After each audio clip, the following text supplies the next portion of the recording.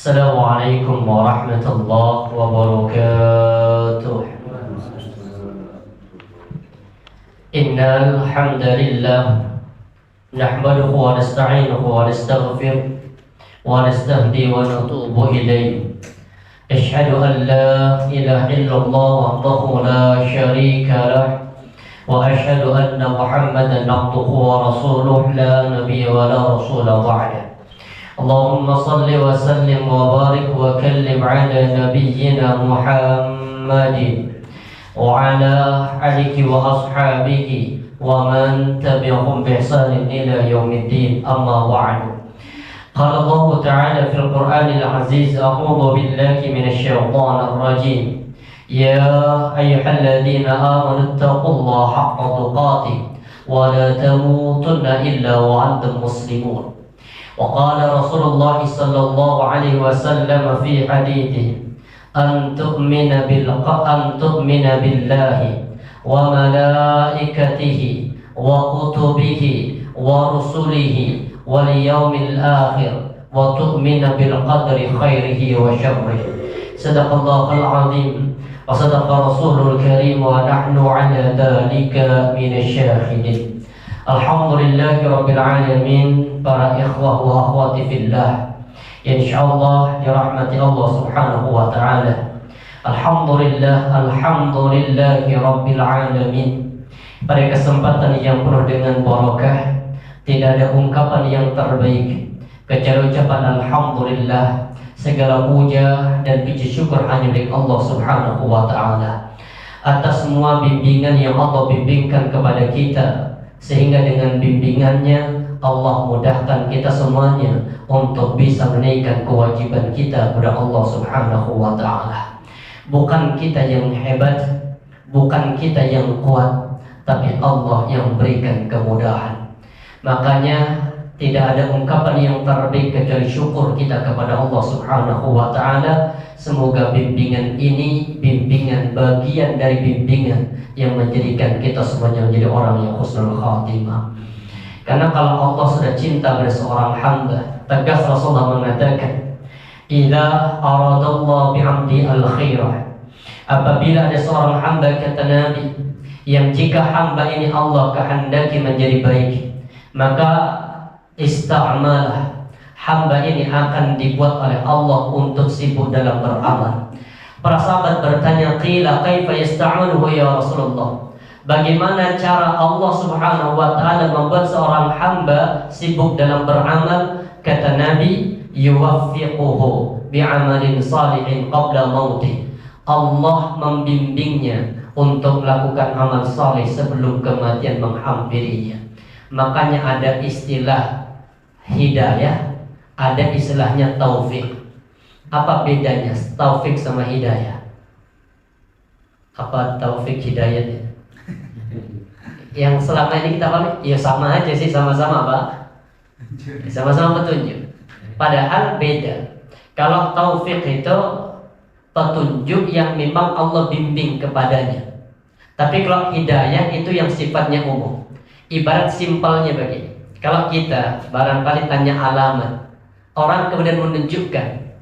Kalau mau cari kantor pajak, nanti lurus, perempatan belok kiri. Contoh. Ini apa namanya? Hidayah atau taufik? Ini petunjuknya. Hidayah atau taufik ini? Ini hidayah. Kan kita berpikir, bener wong enggak sih? Wong tadi saya sudah lewat situ kok enggak ketemu. Ini namanya hidayah. Tapi kalau taufik begini. Kalau kita tanya, mana kantor pajak? Oh, ayo saya antar. Jadi kalau taufik itu ada bimbingan dari Allah. Jadi ada kisah nyata. Ada seorang sahabat Nabi namanya Ma'iz bin Malik. Ini masyhur kisahnya. Ma'iz bin Malik itu seorang sahabat Nabi yang kemudian Nabi merajamnya.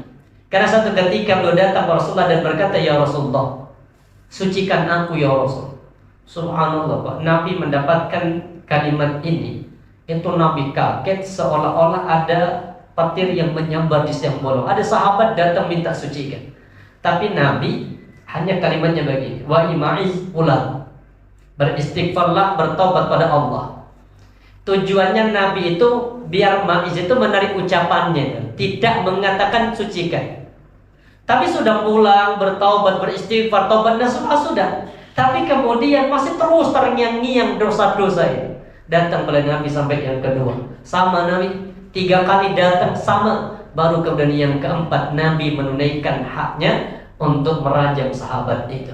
Dari kasus ini, kalau ada orang yang berzina, maka haram hukumnya kita untuk menuduh orang itu berzina kecuali ada 4 saksi yang melihat kejadian itu. Kalau hanya ada orang perempuan sama laki ngamar bareng, kita nggak boleh mengatakan dia selingkuh. Siapa ngerti ngantor bareng? Nah, siapa ngerti? Lo Ustaz, mau sudah dibuka nggak ada yang pakai baju, siapa ngerti mijet? Lah sampai sedemikian. Baru kalau bapak melihat nyata, sampai mohon maaf ya, kalau bahasa hadis itu apa? Sampai timbang masuk ke dalam sumur, artinya pas berhubungan. Itu pun kalau hanya sendiri kita nggak boleh, harus manggil orang. Istrinya selingkuh, kan kumpul-kumpul. Allah, kalau istri saya selingkuh, sampai sedemikian Islam mengaturnya. Ternyata kalimat ini menjadikan pelajaran. Apa? Ma'iz itu sudah disuruh taubat pada nama Nabi, sudah bertaubat. Tapi karena Allah cinta pada Ma'iz, akhirnya tetap terngiang, masih merasa bersalah, merasa berdosa. Nabi tegakkan hukuman dan Nabi yang menguburkan. Sampai kalimat Rasulullah mengatakan apa? Laqad taba taubatan, sungguh Ma'iz ini benar-benar bertaubat. Lau qasamat taubatu salawasatum, kata Ma'iz, seandainya taubatnya Ma'iz ini, kata Nabi, dibagikan untuk seluruh penduduk kota Madinah, itu masih mencukupi. Ini namanya apa? Taufik, bimbingan. Jadi kalau jenengan dimudahkan salat istiqamah 5 waktu tepat waktu, itu bagian dari bimbingan Allah. Kita pertahankan istiqamah sampai nanti hatta yamuta ala amalin min a'mali ahlil jannah, sampai nanti kita mati di atas amalan di antara amalan ahli surga. Dan alhamdulillah pada sore hari ini kita akan lanjutkan masih pembahasan kitab tauhid. Ini rangkaian kitab beriman kepada Allah yang terakhir. Karena ketika malaikat Jibril datang pada Rasulullah, dan malaikat Jibril kemudian menyandarkan lututnya di lutut Rasulullah dan bertanya, pertama, ya Muhammad, akhbirni anil Islam. Pertama, wahai Nabi Muhammad, sampaikan kepadaku apa Islam itu. Maka Nabi mengatakan, al-Islam wa, apa Islam itu?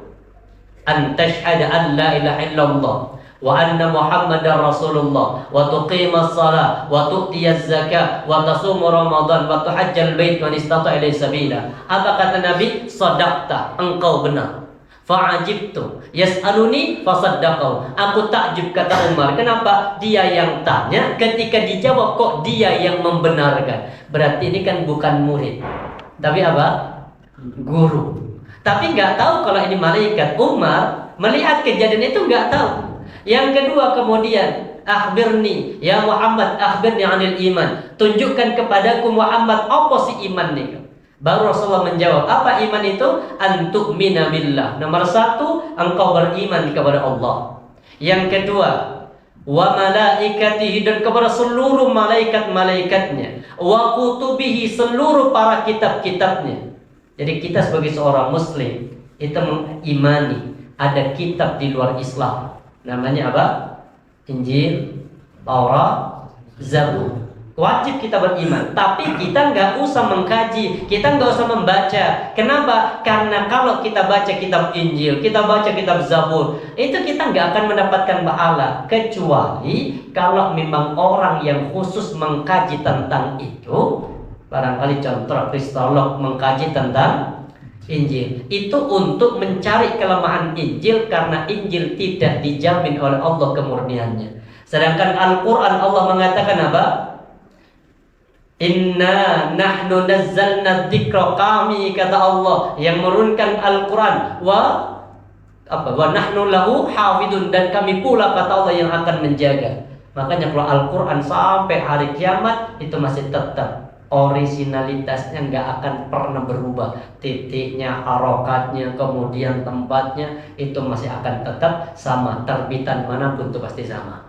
Kemudian yang ke selanjutnya wa rusulihi, beriman kepada para rasulnya, sudah kita bahas semuanya. Wal yaumil akhir, sudah kita bahas juga beriman pada hari akhir. Yang terakhir wa tu'minu bil qadari khairihi wa syarrihi, dan kita beriman terhadap qada atau qadar, baik itu qadar yang baik ataupun takdir yang buruk. Baik, hari ini kita akan bahas tentang qada dan qadar. Sedikit sebelum kita bahas, apa bedanya sih qada dan qadar? Apa bedanya qada dan qadar? Yang selama ini kita pahami ya sebab ya takdir. Takdir itu, qadar itu namanya takdir. Ada qada, ada qadar. Apa bedanya? Kalau qada itu ya di situ. Kita bahas Al-Hafidh Ibnu Hajar Al-Asqalani bila mengatakan qala al-ulama al-qada wa al-hukmu al-kulli al-ijmali fil azal. Jadi kalau kata beliau memahami qada itu adalah ketetapan global secara keseluruhan yang terjadi sejak zaman azali.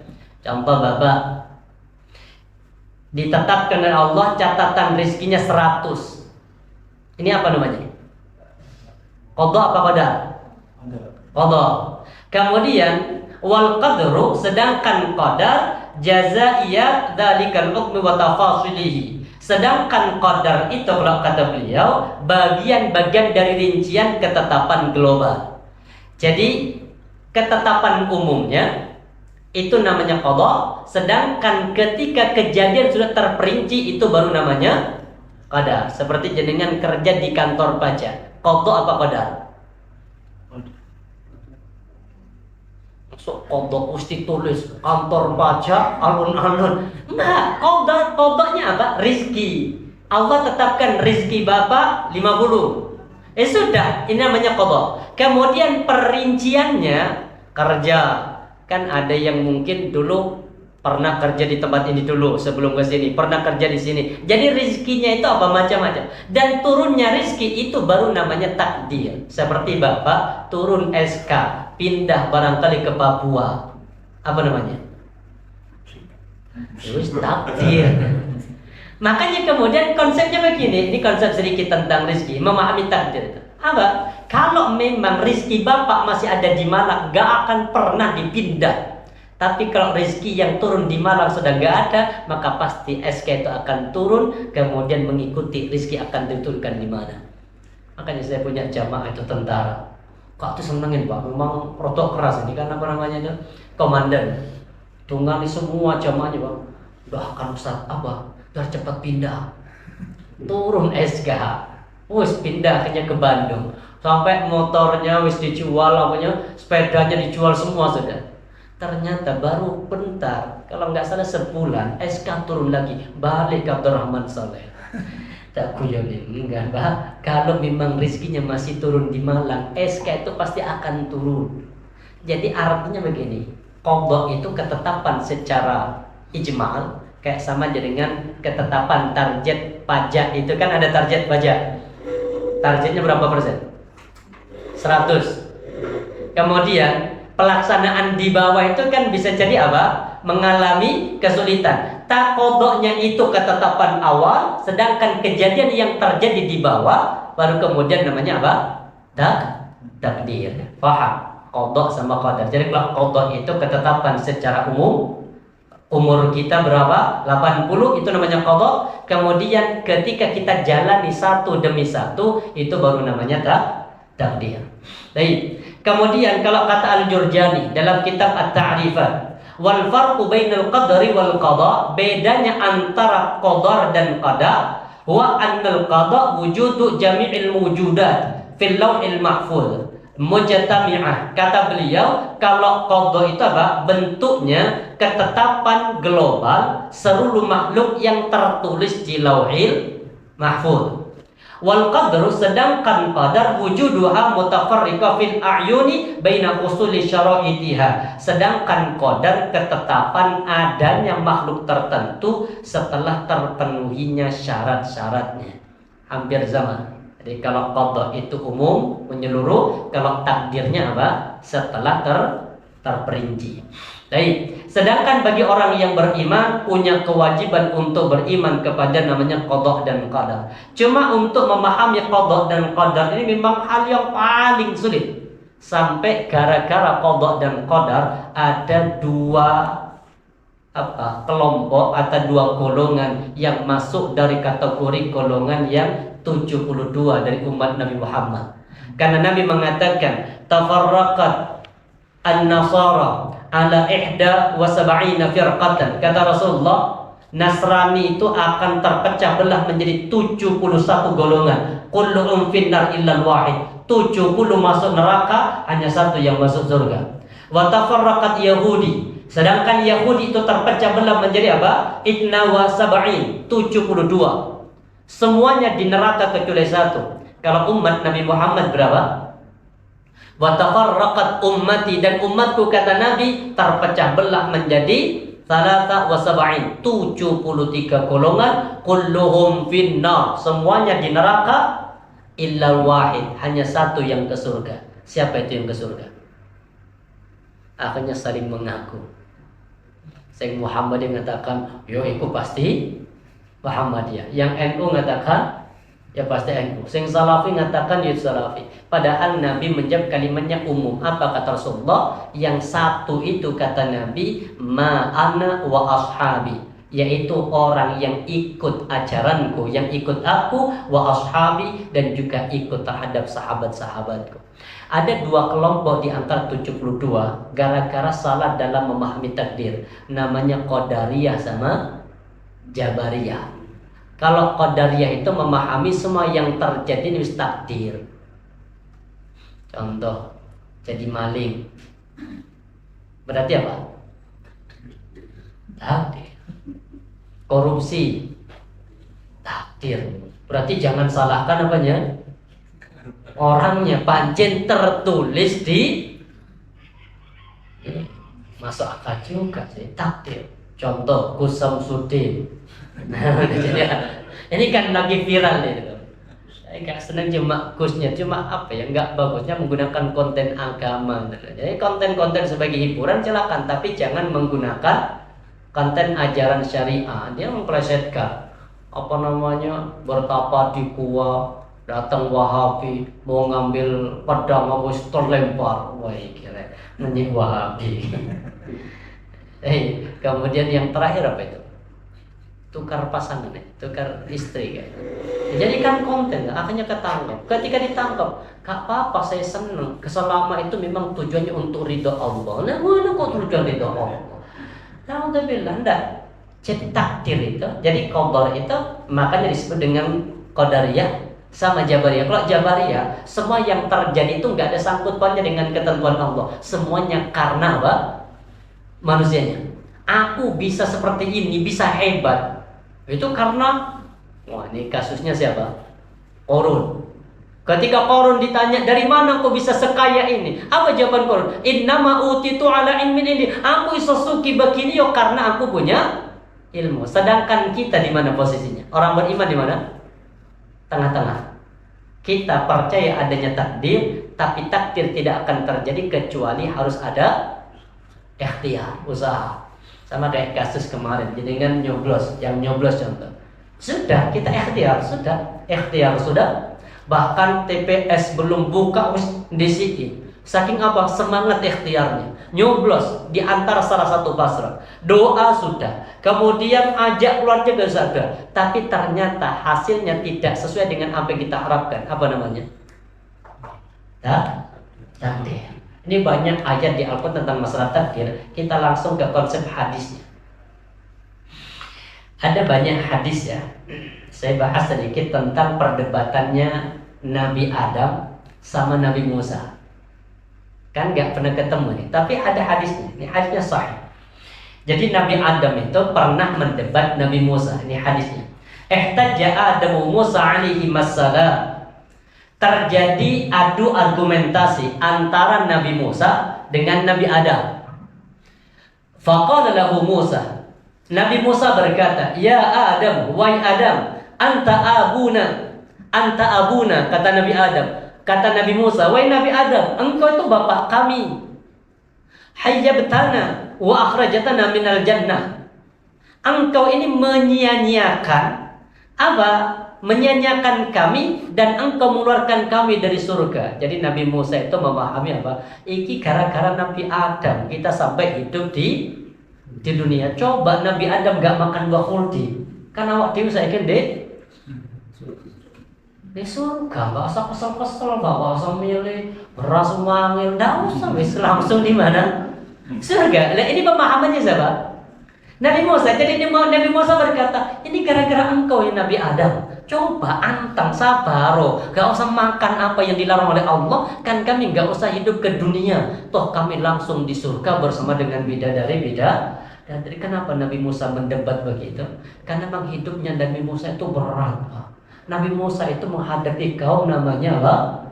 Bani Israel yang belingnya kaum itu benar. Contohnya, baru ditinggal 40 hari, itu sudah berubah nyembah sapi. Padahal sudah diselamatkan dari apa? Dari kejarannya Fir'aun. Kejadian itu di bulan Muharram, tanggal 10. Allah menyelamatkan Nabi Musa dari tenggelam dari laut mati itu atau laut merah itu, sedangkan Fir'aun dengan bala tentaranya masuk ke dalam itu. Diselamatkan, sudah diselamatkan, disuruh lanjutkan, wis sudah, karena sudah kalian keluar dari Mesir, ayo lanjutkan perjalanannya ke Palestina. Ternyata apa kata kaumnya? Waduh, di Palestina itu dulu ada satu kaum yang fisiknya besar, tingginya sampai 25 meter. Karena nanti kita, Pak, kita semua laki-laki itu bangkit seperti bapak kita Nabi Adam, 27 meter. Jadi walaupun pendek kayak saya, tenang saja sudah. Ya nanti apa? Tinggi sendiri. Yang gendut-gendut, tidak usah khawatir. Yo nanti langsing sendiri. Ibu-ibu nanti tidak usah bingung dengan apa? Berat badan. Wong Allah memuji bagi orang yang berat itu. Fa amma man taqulat mawazinu, maka barang siapa yang berat timbangannya. Nah ini dipuji itu. Cuma jangan berat badannya toh, tapi apa? Berat amalnya. Dan ini nyata, Nabi Musa itu berat. Sudah, ternyata apa kata kaumnya? Idhab anta wa rabbaka faqatila. Apa enggak kurang ajar? Sudah diselamatkan dari Mesir, dari kejaran Fir'aun dengan cengkraman-cengkramannya Fir'aun, disuruh lanjut ke Palestina, tinggal di situ. Apa kata kaumnya? Miskini dulu Musa, engkau dulu yang berangkat ke sana, ajak Tuhanmu, faqatila, perangi dulu penduduk Palestina itu, inna hauna qa'idun, lek wis mari ku jabriyo. Wah, ini sudah akhirnya sama Allah marah, dibikin tersesat sama Allah di padang pasir selama 40 tahun. Makanya yang ada manna wassalwa itu di sini. Dia apa? Di padang pasir, tersesat, gak tanggung-tanggung 40 tahun. Karena tersesat sampai 40 tahun, Nabi Musa mengatakan, ini kalau gak ada aturan, ini akan rusak. Akhirnya Nabi Musa minta kepada Allah buat aturan, maka turunlah namanya kitab apa? Taurat. Turun Taurat. Makanya di Bukit Sinai, di dekat itu. Ini kaumnya. Bahkan pernah Nabi Musa, ketika beliau pulang ke rumah, di dalam kamarnya itu ada sosok laki-laki ditampar sama Nabi Musa sampai menjadikan kedua bola matanya keluar dari lepas Nabi Musa. Ternyata itu malaikat maut. Malaikat maut jadi tampar keluar matanya itu. Benar, ini hadis sahih. Akhirnya balik kepada Allah, ya Allah, engkau mengutus kami kepada orang yang gak mau mati. Akhirnya matanya dikembalikan oleh Allah, masuk lagi. Makanya kalau nanti jenengan masuk kamar, tampar aja. Tampar di siang Nabi malaikat. Dan ini nyata, hadisnya sahih. Nanti jenengan baca, ada buku bagus itu. Judulnya Kisah-Kisah Nubuah dari Nabi. Itu bagus, banyak kisah-kisah masa lalu dan itu bersumber dari hadis. Nabi Musa akhirnya dengan kehidupan yang berat ketika menjalani kehidupan di dunia, jadi sedikit apa? Protes kepada Nabi Adam. Apa guna? Wa akhrajatana minal jannah bidzambika. Engkau Nabi Adam, engkau menyanyiakan kami dan engkau mengeluarkan kami dari surga karena dosamu. Faqala lahu Adam. Maka Nabi Adam berkata begini, ya Musa, istafaqallahu bi kalamihi. Allah memilihmu dengan kalimatnya. Artinya Allah memilih Nabi Musa untuk mendapatkan wahyu. Yang wahyu itu secara langsung. Makanya disebut dengan apa? Kallamallahu Musa. Allah mengajak berbicara Nabi Musa, walaupun hanya kalimatnya yang terdengar, tidak terlihat apanya? Bentuknya. Ya, ada viral itu siapa sih yang pernah nggak kalian melihat wujud Allah? Lihat, saya kan baru buka tadi mau berangkat ke sini, kok nggak ditangkap? Sudah bertahun-tahun nggak ditangkap. Ya Allah Pak, menghina banget ini. Ini Ustadz tadi Pak. Ini jadi ya Allah, kok menghinakan apa namanya? Menghinakan banget itu. Ini viral. Saya tanya, apakah kau sudah lihat wujudnya Allah di dunia? Loh, apakah kalian pernah melihat wujud Allah di dunia? Wujudnya apa? Manusia, laki-laki. Jadi Allah itu diwujudkan manusia laki-laki. Wong Nabi Musa saja pingin melihat wajah Allah. Apa kata Allah? Undur ilal jabal, kata Allah, wiskina jawai Musa, engkau melihat kepada bukit Sinai itu. Fa idza istaqarra makanu fa sawfa tarani. Kalau nanti bukit Sinai ini masih utuh, maka engkau akan mampu melihatku. Ternyata ketika ditampakkan cahaya, bukit Sinai itu hancur, fasarra Musa sa'iqa. Maka Allah jadikan Nabi Musa itu apa? Sa'iqa. Apa jawaban Nabi Adam? Nabi Adam berkata begini, engkau telah dipilih oleh Allah dengan kalimatnya. Wa khattalakat Taurat biyadi, dan Allah Subhanahu wa taala sudah memberikan kepadamu Taurat dengan kitabnya. Atalumuni ala amrin qaddarallahu alayya qabla ay yakhluqani bi 40 sanatan. Kata Nabi Adam begini, apakah engkau Musa? Ini apa namanya? Di sini dikatakan, apakah engkau mencelaku atas suatu perkara yang telah Allah tetapkan kepadaku sebelum Allah menciptakan aku 40 tahun. Jadi ternyata Nabi Adam itu Allah takdirkan untuk menjadi penghuni bumi. Seandainya Nabi Adam gak makan buah sekalipun, gak melanggar sekalipun, tetap di surga apa turun ke bumi? Berarti Nabi Adam itu dikeluarkan di surga gara-gara apa? Coba. Nabi Adam dikeluarkan di surga gara-gara apa? Ya, gara-gara makan buah khuldi.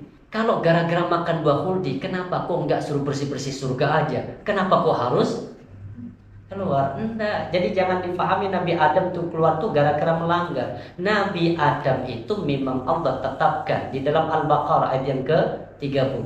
Wa idz qala rabbuka lil malaikati inni ja'ilun fil ardi khalifah. Jadi Nabi Adam itu mau melanggar ataupun tidak di muka bumi, itu sudah Allah tetapkan beliau akan masuk menjadi penghuni bumi. Makanya di sini kemudian Adam dapat mematahkan argumentasi Nabi Musa, sebab bukan pada tempatnya yang mencela Nabi Adam. Makanya Nabi Adam mengalahkan Nabi Musa dalam argumen ini 3 kali. Yang pertama, kalau Nabi Musa mencelanya karena dikeluarkan dari surga, maka Nabi Adam sudah bertobat. Dan tidak boleh kita mencela orang yang sudah bertobat dengan dosa masa lalunya. Kalau Nabi Adam mencela karena dikeluarkan dari surga, maka Nabi Musa itu mencela kepada sesuatu yang telah Allah takdirkan. Jadi Nabi Adam itu akhirnya mengalahkan argumentasi Nabi Musa. Ini yang disebut dengan apa? Takdir. Jadi takdir itu ketetapan Allah secara terperinci setelah syarat-syaratnya terpenuhi. Dan Allah berikan ketetapan setiap orang dalam hidupnya ada berapa? Kita umur 120 hari kan? Kemudian dari 120 hari ada berapa ketetapan Allah pada kita? Kan kita hamil setelah umur 120 hari. Wa yu'maru bi 4 kalimat, Allah berikan 4 ketetapan kepada setiap janin. Apa 4 ketetapan itu? 1, umur. 2, rezeki. 3, jodoh. Jodoh masuk apa? Masuk rezeki. Jodoh itu masuk rezeki. Makanya ibu kalau nanti suaminya itu bagian dari rezeki, sedekahkan. Barangkali ada yang mau. Dan 4, apa 4? Masa nggak tahu takdirnya sendiri? Masa lali di umur 120 hari? Pertama, Pak, umur. Batasan sudah jelas. Yang kedua, Pak, rezeki. Secara ijmal, secara menyeluruh sudah. Yang ketiga, Pak, ini kalau selamatan nunggu 7 bulanan. Padahal kalau mau selamatan itu jangan 7 bulanan. Kapan? Sebelum ditetapkan takdirnya. Masih ini 4 bulan ya. Yang ketiga apa? Wa amalihi, amalnya. Jadi kalau ada orang melakukan amal soleh, mudah amal soleh, mudah sedekah, mudah puasa, mudah zakat, semua aktivitas amal soleh Allah mudahkan. Itu bagian dari takdir ketetapan yang Allah tetapkan. Yang paling berat, Pak, yang keempat apa? Surga atau neraka. Jadi nama penghuni surga waiting listnya sudah ada. Nama penghuni neraka waiting listnya juga sudah ada. Cuma kita nggak bisa nginjeng. Coba bisa nginjeng, kan jelas itu, Pak. Insya Allah nanti lain waktu akan kita bahas ini tentang konsep apa takdir surga ataupun neraka. Karena setiap pribadi manusia sudah Allah berikan ketetapan 4-nya. Rizki sama ajal gandeng. Makanya Nabi berkata, fa inna nafsan lan tamuta hatta tasdaq rizqa. Tidak mungkin ada satu orang pun yang akan mati kecuali jatah rizkinya itu sudah habis. Makanya kalau rizkinya agak lambat, biasanya umurnya agak panjang. Tapi kalau rezekinya buantar, cepat entah. Pilih mana? Lancar, pendek, atau tersendat-sendat tapi panjang? Pilihannya pasti nomor 3. Apa? Lancar tapi panjang. Saya juga pengen lah itu. Lain waktu kita lanjut. Semoga Allah berikan kita keistiqomahan. Yang penting kita paham sedikit tentang konsep takdir. Allah itu ketetapan secara mujmal, secara menyeluruh. Sedangkan kalau qadar ketetapan secara terperinci. Insyaallah.